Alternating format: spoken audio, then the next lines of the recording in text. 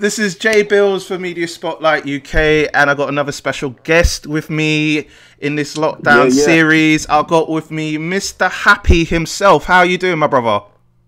I'm good, man. How are you, bro? Yeah, not too bad, not too bad. Yeah, I've adjusted so much to this lockdown madness that it's just a new normal to me, bro. Like, how you finding lockdown so far?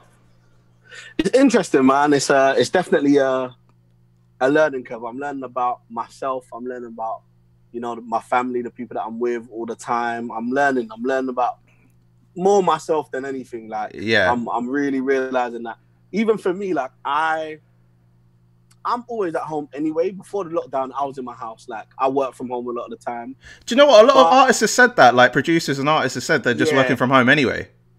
Exactly. But the issue is the restriction. I want to be able to go out, but still not go out. Do you get what I mean? I like the freedom, knowing that I can, but I still just stay at home.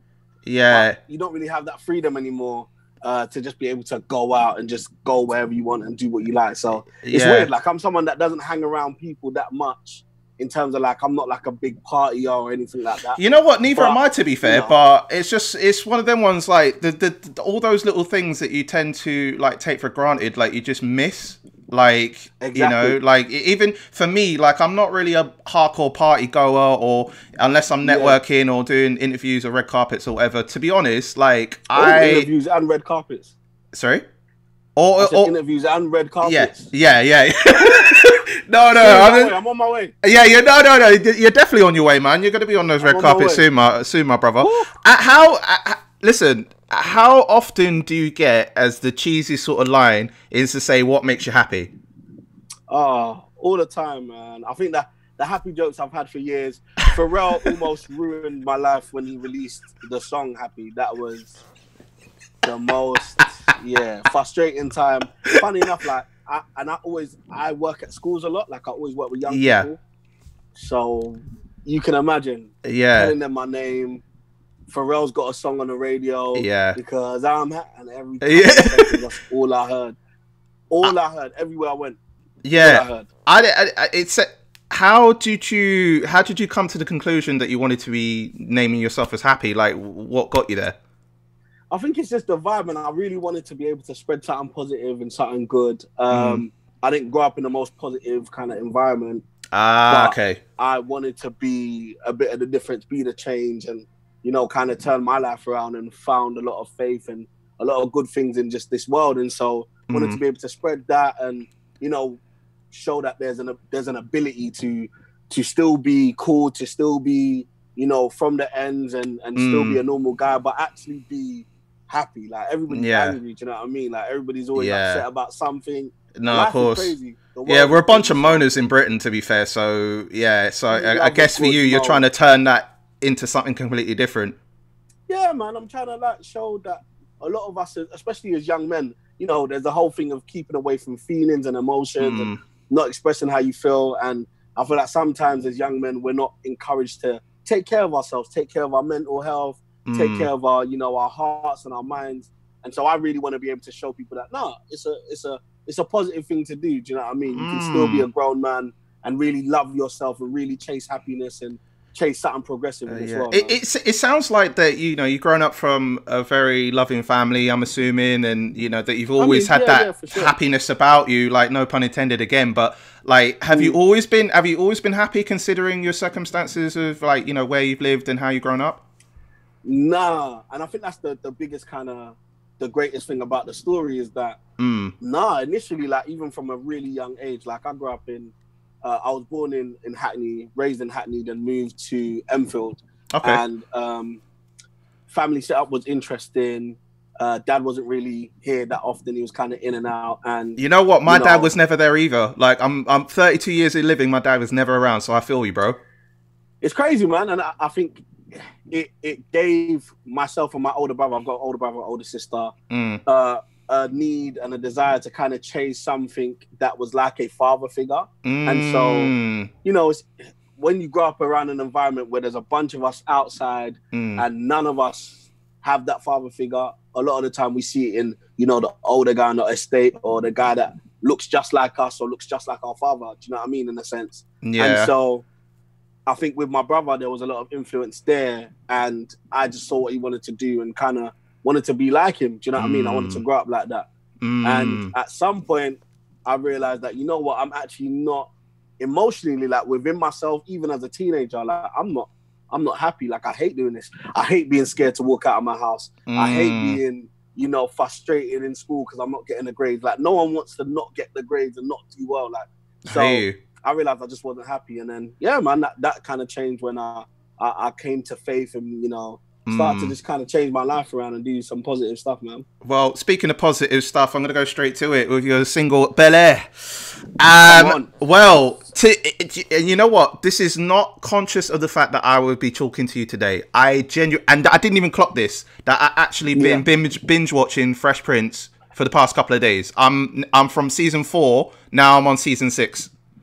Yeah, like I literally, it was one of my favorite you know, TV shows, like, of my childhood. And it's a classic, man. It's classic. Was there like a funny, like a moment or an episode that stands out to you in terms of watching the show? Ooh, well, actually, I mean, based on what I just said, I think the story where Will's dad comes back, the scene where he's like, you know, I made it through college without him. I made it through this without him. I kissed my first girl without him. I'm gonna have a whole bunch of kids. I want to be a better father than he ever was, and I sure as hell don't need him from that, because then a damn thing he can teach me how to love my kids. Yeah, that resonates with me so much. It was an emotional one, but you almost took me there, because you sounded just like Will for a second. You almost took me there. I nearly got there. Yeah, man. You know what? There have been moments that I got there, man. But in terms of the track itself, you know, taking the opposite of that episode, like, very, very outgoing, very, very bubbly in terms of the track, man. It's a hard track, you know. Like, it's a hard track. I gotta rate you for that, man. Like, what I heard that it got the deciding factor of you know, releasing Bel-Air, like, you've been producing and being an artist, and then before Bel-Air you was kind of in like a sticky situation where you're thinking, shall I just continue production, or shall I just, like, you know, carry on being an artist? What got you there? Yeah, man, because production was a new thing. Like, I wasn't trying to be a producer. Like, production just kind of came out of the blue last year, and everybody was like, yo, you need to be producing. And so I started doing that, and I was doing it more and more. And at the same time, I was seeing that people are really connecting with it. And the worst thing you can do is have been doing artistry for years, and then you start making beats, and people love that more. Because then you start thinking, oh, because that's what they associate you with. It's like, oh, am I not a good artist? Like, maybe the artist thing isn't for me. And people would literally tell me, like, bro, maybe you should focus on production, which fares to them. It makes sense business-wise. Production everybody's loving, might as well go down that route. So I'm thinking, like, but I really want to be an artist. Maybe I just should stop. Like, and it just became really, really conflicting. And then I was like making a beat for someone, and I was like, I don't want to give this to no one. I just want to do what I like, because I don't care anymore. And then that's how Bel-Air literally came about. So literally, that was your turnaround in not giving a shit from then onwards in what other people were expecting from you in terms of, like, your musical outlet, so to say. Yeah, man, because I realized, like, more than anything, no one really knows what's going to happen. Do you know what I mean? Who would have known that we would be in this lockdown now? Like, that would be exactly this interview like this. Exactly. No one could predict that, really. Do you know what I mean? So you just got to do what's true to you and kind of see what happens. No, I hear you. And you're not just an artist and producer, but you also do live instruments as well. You do, like, piano, guitar, and bass guitar. Have you always grown up in a musical family, or, like, how those influences come to be that you're able to do all those things? Yeah, so in terms of, like, instruments and stuff, it's church, man. So I grew up in church, and church, like, my church was super musical, and so I learned everything. Like, I learned everything musically from church, from watching the band and being amazed, and then joining, like, a youth band, youth choir, learning to sing, learning to write songs, everything in church. So literally, my family's, like, somewhat musical. When my dad was around, the times that we would be with him, he would literally play gospel, or he'll play, like, Luther Vandross, or he'll play the Isley Brothers. You know, and we used to just listen to a lot of soul in the car. I remember we used to have this white BMW, and it's got, like, this really distinctive smell. It's like a I can't even remember what the smell is, but I used to sit back there and listen to Luther Vandross as we drove through Hackney. And I would literally be amazed by like the sound of the songs and the instruments. And I think that really kind of sparked the wanting to play instruments and learning. And, you know, so I started learning from maybe like from like 13, 14 while I was in church, and that kind of. Oh, so quite young then. Yeah, maybe, 13, 14, I started learning. I only started taking it more serious over the last like few years when I started looking at production and stuff. So, you know, in terms of your productions, like, you know, what you've been producing over the couple of years, because you got a few EPs and a couple of singles out, like, do you include like the live instruments in your tracks? Yeah, man, guitar is the home of like most of my music. Like, guitar is literally the first instrument for most of the songs that I make. Like, I need guitar to write. So I don't know what, like, guitar's always been where I've created all my songs. Like, before, so it's kind of like your centerpiece before everything else comes around it. 100%. Yeah. Before I was doing any of this like cool kind of bouncy, bubbly music, I would literally play guitars and write like deeper, emotional acoustic songs. Do you know what I mean? Now, speaking of a madness, you know, you've remixed quite a few tunes, and you got this thing called "Yo Happi, Flip This." Yeah, and flip this. And your most recent remix was Tony Braxton's "He Wasn't Man Enough for Me," bruv. Yeah, how you flipped it, literally, like madness. I got to rate it first of all. Thank you, bro. And you even put it out on Twitter as well in terms of what you know, female artists that can jump on it. And actually, Miss Banks has replied to that. Yeah, man. I'm hoping that she jumps on it. I think because of the sample, like, he wasn't man enough. There's a lot of challenges going around, but no one's doing a challenge for the ladies. Like, and I would love, especially look at like the rise of all the female rappers that we have that are killing it. I don't see why the women can't have their own thing, like, in terms of challenge. Like, we don't need no men involved. Like, for the women to kind of come together and just spit bars and kill it. So that's what I'm hoping. I'm hoping it picks up. A couple of ladies have hit me up and have already got the link. So I'm hoping that they build it up and we just have bars here, crazy bars. You know what you should have? You should have like whoever's coming onto it as like a long remix, as in like verse, like an all-star female remix. See, now that's an idea. See, see. Cut you in. Well, hey, listen. You know, if it's out there, you know where it's come from, innit? I hear you, bro. Now you got you know, Afrobeats is kind of like your center point as far as a lot of your music comes through. And I've been speaking to a lot of Afrobeats artists, and you know, they've had their different perspectives of how the genre has blown up so much in the past, you know, over a decade. Like, how do you think that it's lasted so long as like a genre and people still vibing to it now? I think the beautiful thing about Afrobeats is it's way more than a genre because it's cultural. It's a culture. So genres come and go. Like, it's easy for a sound to be in and be out. But because Afro is a culture, African, like Africa in itself is a continent with how many different cultures embedded in it. That means that the music will never leave as long as Africa exists. Do you get what I mean? And so that culture is going to forever feed itself through music. And that culture in itself, like, music in itself originated where Africans had no instruments and they had to use percussion. That's why Afro music is heavily full of percussion and sound and voice. And so I think the power is that we are able to bring a lot of like joy and nature and unity, because, you know, a lot of the time they would write music that had, you know, crowd vocals, because this would be a group of people, a whole tribe of people, a whole village of people singing and creating music. And so we're seeing that feed so much more into pop music now. And I think there's only going to be the transformation of that and the merging of that throughout the times. I feel like you're always going to see a thread of Afro and African music throughout every piece of music that you're going to hear for the rest of our lives, kind of thing. And it will be ongoing because it's just that powerful. It's just that powerful in general, man. And you're quite a Disney buff. Yeah, man. You're quite a Disney buff. I'm hearing that you're, you know, some of your favorite movies are Lion King, Mulan, and Aladdin.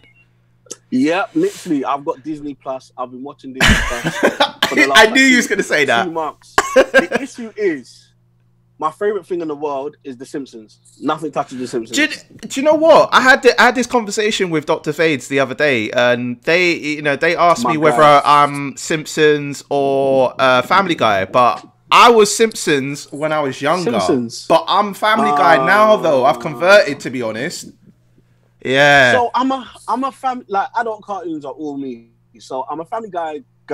Yeah. I'm still American Dad over Family Guy, personally. Oh, I'm the opposite of you, bro. Sorry, man. What? Nah, man. Family Guy all the way. Nah, there's more easier jokes for me to digest. Like, it's literally a laugh every single time with Family Guy. American Dad, not so much. But I feel like Family Guy has it's funny in it's funny in just random, silly, ridiculous comedy. American Dad has a bit more storyline because the people actually do something. Like Stan is actually a detective. They actually have an alien. Yeah, it's like a continuous.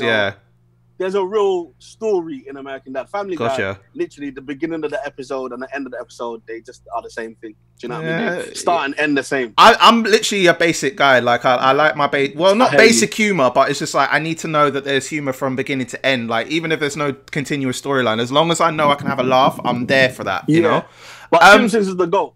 Simpsons is top. Simpsons is GOAT. Simpsons is GOAT, but yeah, like Family Guy is just for me, man.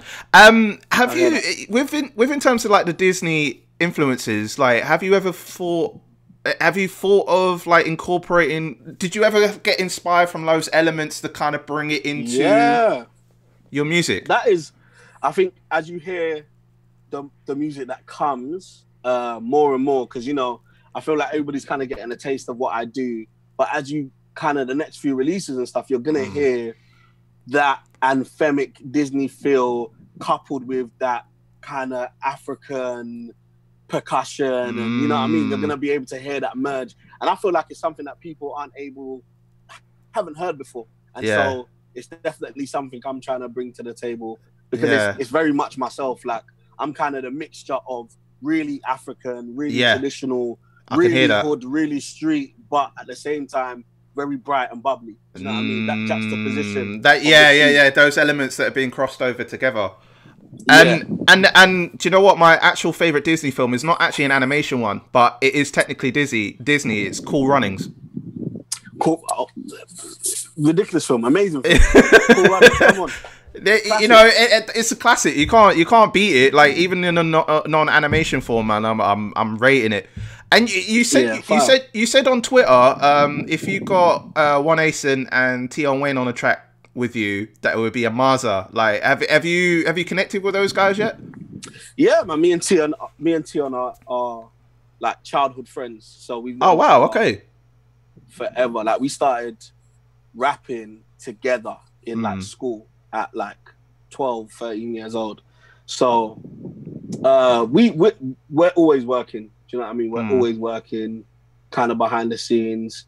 And I just think Asen is another guy that understands the brightness, the bubbliness. Certainly does. Music kind of needs. And Tion has that side. Like Tion has his like gully greasy side, but he also has his really bubbly side. Like if you're around him, he's a clown a lot of the time. Yeah. When I met him a few years ago, he has that inner clown, but you don't see it on the surface, but you know there's something there. Nah. Because at the same time, he's not really a joke man, so he's not really. Nah. You know what I mean? He's a real guy, but you know that you can be on that level with him still. Exactly. So I think working with them would just be fun. Would just have so much fun. Are there other artists that you're thinking that you want to work with as far as like collaborations go?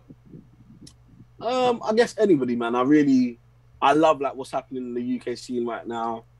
There's people that I feel like I can lend my talents to and add to what they're doing. And so because I produce, because I songwrite, because I'm an artist, I feel like I can always pull myself in different directions. So someone like J Huss I would love to work with. Oh, lovely.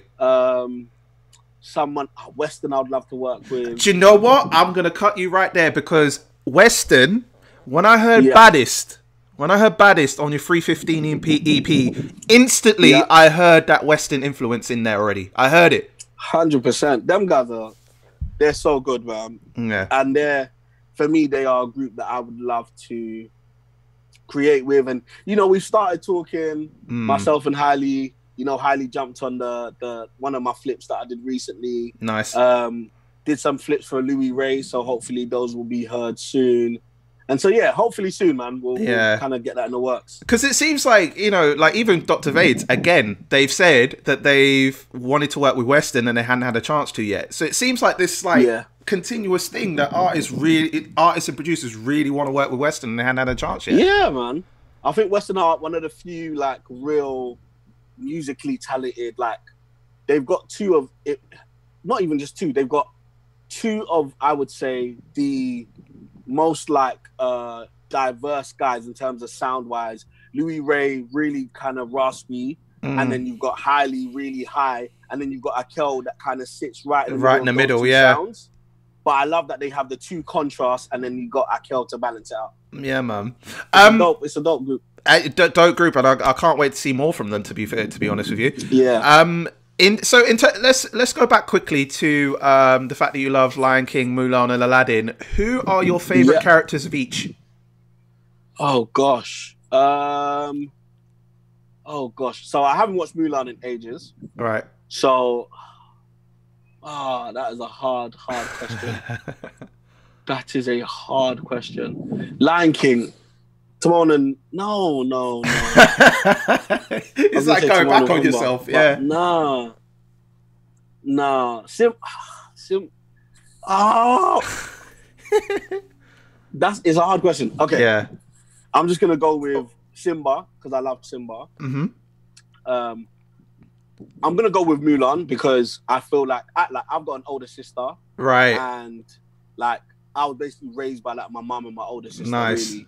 It's like strong female empowerment. Yeah, so I love like seeing like strong female empowerment on camera or on screen or whatever. Nice. And then what was the last one? Aladdin. Yep. Probably Jasmine because she was actually played by Naomi Scott, and Naomi Scott played Bel-Air in one of her Instagram videos. So I'm gonna say Jasmine to big up Naomi Scott because we love that. Big up Naomi Scott. I thought you was gonna say like she was like buffers, innit? But like obviously there's a deeper meaning to Jasmine. But I mean, to me, I was she more like of a Pocahontas guy back then. Oh, swear. Yeah. Do you know anyone exotic in full stop in Disney movies was just a thing for me. I was more of a back then, more Pocahontas. Yeah. Them times. Yeah, for sure. Shit, man. So, you got if you're going back on your catalogue, you got you had your EP in 2017, Boy and His Imaginary Friend. That came out in 2017. Then you had like 315 EP in 2018, which I mentioned that Baddest is one of my favorite tracks on the EP. Thank you, man. I appreciate that. And then you had like Wonder Woman that was last year, and then obviously now we're talking about Bel-Air. I'm assuming with Bel-Air there's going to be, well, I mean, you mentioned it on your Twitter that you got a remix in the works for it. Yeah, man, definitely we're going to have a remix coming out soon. So any clues? People just need to keep their eye. Oh, just got to keep your eye. Everyone does this. Everyone does this. I thought I would have catch you out, man. Nah, the remix is exciting. It's going to be great. It's going to be dope. And hopefully, like, we can do more remixes, like, because I feel like it's a song that could really go international and do well across the board. So I would love to kind of pull people from different places and create like bigger remixes and stuff. But definitely the remix that we'll drop will be. And then obviously the video when lockdown's over as well, I'm assuming. Oh yeah, the video, especially just because I'm excited to be free. That's gonna be the freedom anthem. That's gonna be the song. Like literally, that whole video, everybody's gonna be like, "Yo!" I might even just do the video because we're all off lockdown and tell everybody. You know how like DMX had like the Rough Riders anthem when it was like his breakout sort of anthem. So it's kind of like them sort of vibes with you. Yeah, man. That's what I want. I want to be able to just say, "Hey, everybody, come!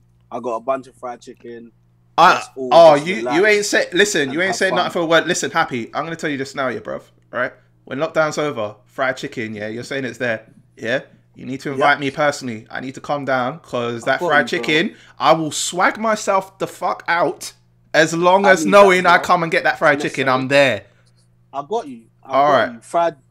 Funny enough, we did a meet up a couple years ago, me and my boys, and we did like unlimited wings and slur for people in Stratford Westfield. And like 40, 50 people came, and I literally bought 150 chicken wings, and people just ate wings for the whole like evening. It was great. I heard that. Do you know what? It was almost. I was watching like Troll Station, and it was something similar to that, where they took over a chicken shop and then started giving out bare like chicken wings. Sounds like that's what you guys were doing. Yeah, man. Literally, we were in Stratford, Westfield. Yeah. At like the food court, and we had like buckets of chicken, and we are just like, yeah. I put on my Twitter, yo, me and the man in my hair, come through if you're about unlimited chicken wings. And literally, people just came and ate chicken wings. It was so dope. Yeah, man. And so what's next for you, man? I mean, I know. Obviously, lockdown. You want your freedom. You want to be out of the lockdown jail, so to call it. Obviously, video remix to Bel-Air. Like, what are you looking to do? Because I know that you travelled a fair bit as well, especially within like Australia and New Zealand. Man. But what's next for you, bro? What are you looking to do? Yeah, man. So I'm looking to get back into traveling, man. I can't wait because I do a lot of like things for young people and for schools abroad, like in different countries. So I can't wait to kind of get back on stage in different countries and travel a bit more. But also, yeah, man, getting ready to release other singles, new music. There's a lot of music that I've just had brewing for the last like 2 years. So I'm kind of excited to just pull it all out, whatever way. But also to hopefully do a Yo Happi Flip This project, something that I'm looking at as well, and you know, trying to get artists on a flip project and stuff. So it could be another EP, because if you think about it, if you're doing all these on social media, and then say like the artists that have jumped on it, you could say, look, I'll collate this as an EP. Is that what your intention would be? Yeah, man, that's the hope, that we can get the artists that have jumped on the project already to be part of like, or jumped on the flips to be part of this kind of big project and see how well we can do and really put that out. So that's the hopes. That's the hopes. So we'll see. And final thing is, have you considered maybe doing like any productions for Disney, considering the fact that you're a Disney buff and you love that sort of stuff? Oh, it would be a dream. It would be a dream, like doing Disney, like scoring Disney, because we just, like myself and my other producer, a guy called Coleman, we just did the full soundtrack and score for Kayode Owumi's Enterprise series on BBC Three. Okay. So we made all this music for that, and that was like an amazing experience to be able to do soundtrack for a comedy series. And so, like, if I got the chance to do Disney, especially if it was like a Disney film set in Africa, that would be dope. I would love to do Game over. I would love to do Game over. Game over in a good way. Literally. Yeah, man. Well, I appreciate your time, man. Thanks for jumping on and speaking with me. And obviously that promise of the chicken wings, I'm coming for your video. Yeah. So when that happens, we'll connect. Okay. Yeah, for sure. If you can tell the audience where they can catch you on all the socials, tell them right here, my G.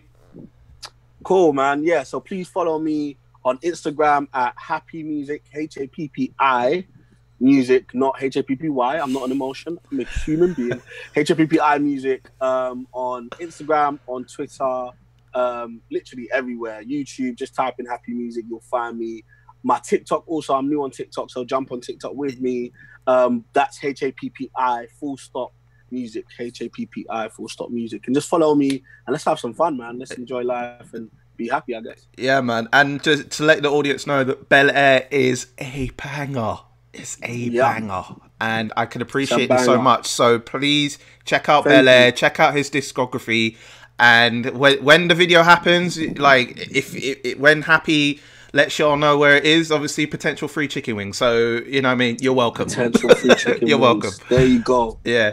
This is J Billz for Media Spotlight UK with Mr. Happi with an I himself. Come on. Taking things to the next level, and we out. Peace. Peace.